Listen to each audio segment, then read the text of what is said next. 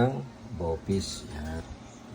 Lagyan po natin siya ng carrots, banus, ayan, buyas, bawang, meron pang luya, ayan po, meron siyang sili, at saka pinakulay na natin sa tubig. Ayan tayo ng mantika.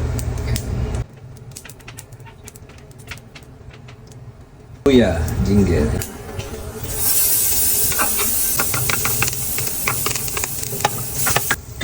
Garlic, bawang, sibuyas, lagyan na natin ang sibuyas, onion.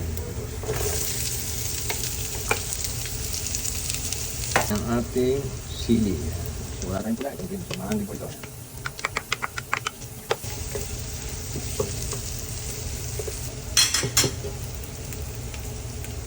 Hulog na po natin ang ating bopis, ang baga at puso ng baboy.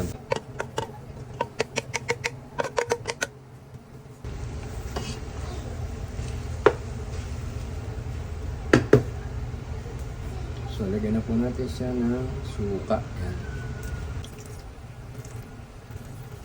Laurel. Ayan.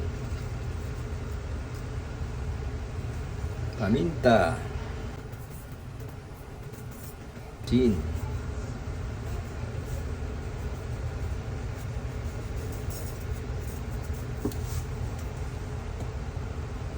So, lagyan natin siya ng konting tubig.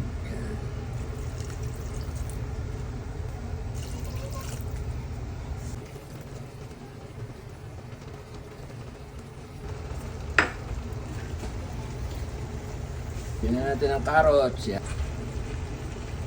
Tayo natin ang labanos. Yan, luto na ang ating bopis. Atin ang titimusin.